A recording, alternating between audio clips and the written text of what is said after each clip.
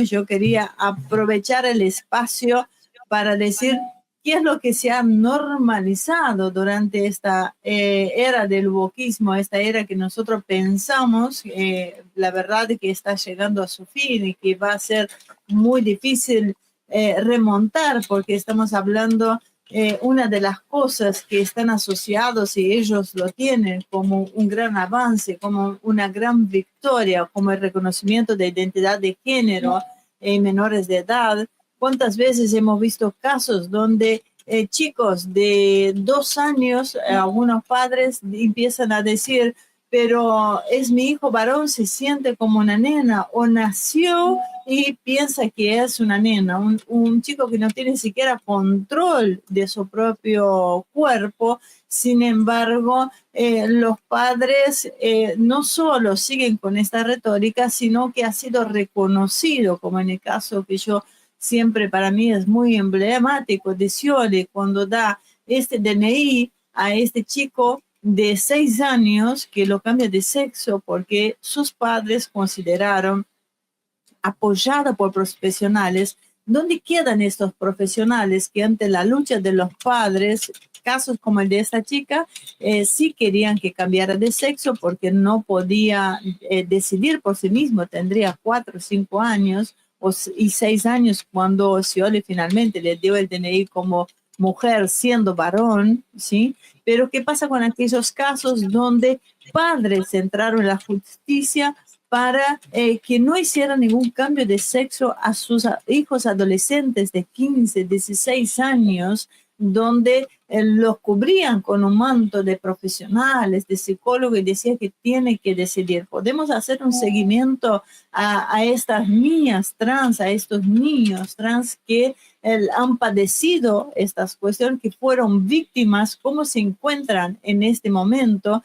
Estamos hablando también de otro de los casos, es la hormonización de menores, esta hormonización que ha pasado desde el gobierno de Macri, el gobierno de Alberto Fernández y sigue en el gobierno de Milei, y hay 12 centros de hormonización, uno de ellos a menores que a partir de los 13 años no requiere la autorización de los padres para hormonizarse y esperar el desarrollo para poder cambiar de sexo, ¿no?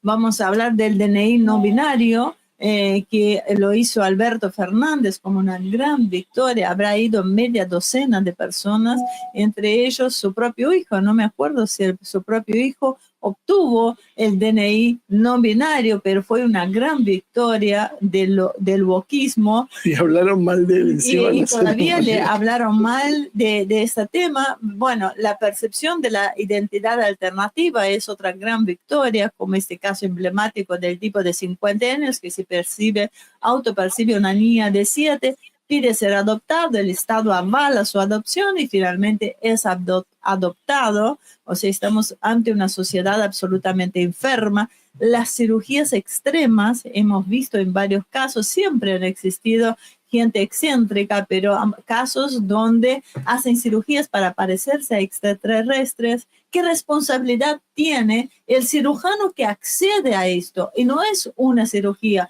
son muchas cirugías que hacen para parecer a un animal, para parecerse a un ser ficticio, a un extraterrestre. La formación de familias diversas, la naturalización de familias diversas, obligándonos a reconocer y a normalizar parejas del mismo sexo como núcleo familiar tradicional que no pudieras cuestionar, como la formación, como la creación de estos hijos. Bueno, ustedes mismos lo nombraron, la creación de ese lenguaje inclusivo, donde personas mayores siquiera entendían lo que decían, o trayendo problemas a aquellos hipoacústicos que no podían leer en braille, teniendo este cambio en el lenguaje. Ni hablar de la procreación en mujeres trans. O sea, de repente veías una noticia donde decía, un hombre trans está embarazado. No, no era un hombre, era una mujer trans que quedó embarazada, que tiene todos sus órganos femeninos aptos para esto, o cuando veía salir de la ginecóloga una persona con apariencia masculina y en el fondo era una mujer como todas, o sea, una mujer tiene que ir a un ginecólogo, así como el hombre tiene que ir al especialista que le corresponde, ¿no? Otro daño terrible fue esta política de cupos que finalmente ha perjudicado a muchos, no solo a aquellos que también tiene sus cuestiones, sino que la inclusión de cuotas obligatorias para garantizar la representación de género en diversidad de sectores laborales y educativos hizo que bajara la calidad de los servicios ofrecidos muchísimo. Hay problemas como Marcelo ha nombrado en otro programa, el programa con esta jefe de bomberos, que la eligieron por ser la primera mujer abiertamente gay, y bueno, definitivamente vemos cómo resultó todo este trabajo cuando se hace por cupo y no por capacidad. Bueno, el cambio climático como una agenda moral, la normalización de discursos que influyen en decisiones sociales y políticas, todo en pro del cambio climático, como por ejemplo en la Argentina de no fumigar en contra a los mosquitos, en contra del dengue, porque eso alteraría el ambiente. Entonces hay cientos, miles de personas que se enferman por dengue por no poder fumigar y combatir a los mosquitos que producen tal problema, ¿no? El desplazamiento de los valores tradicionales, estos desafíos a conceptos históricos sobre la familia, los roles de género, la educación, que se han visto distorsionados y que quisieron normalizar algo que iba en contra de la propia naturaleza. Otra cuestión que normalizaron con estas ideas fue el derecho a decidir sobre la propia muerte.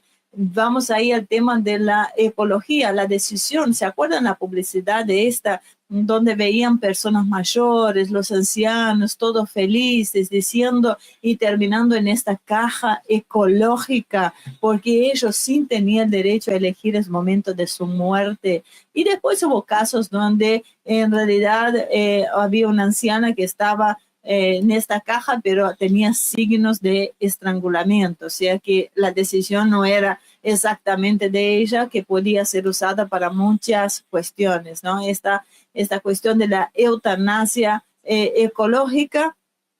También ustedes recordarán los casos donde las empresas ofrecían la promoción de procedimientos que vinculan el fin de la vida con las causas ambientales, como la reutilización de los restos humanos como abonos. ¿Sí? ¿Se acuerdan de esto? Que promocionaban la cuestión ecológica, que vos tenías el derecho a morir de una forma ecológica y tus restos servirían de abono para de diferentes plantas, ¿no?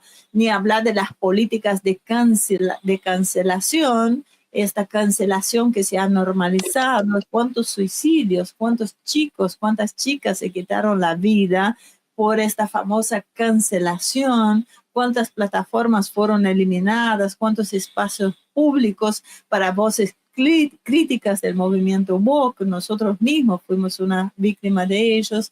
Y por supuesto, Marcelo también nos nombró la modificación de contenidos educativos, ¿sí? O sea, la escuela, en lugar de enseñar lo que corresponde, empezó a meterse como la educación sexual o los problemas de este tipo fueran más importantes que enseñar lo que debería enseñarse en una escuela, ¿no? Y por supuesto, para cerrar, la criminalización de expresiones tradicionales. ¿Recuerdan cuando se empezaban a tener sanciones sociales o legales por opiniones contrarias a las narrativas dominantes? Entonces, nos quisieron normalizar muchísimas cosas que en definitiva no eran normales, era bastante contra natura. Y bueno, hoy estamos llegando a la caída de este proceso, a una bronca contenida de todos aquellos que fueron víctimas y hay muchísimo por reconstruir en este aspecto.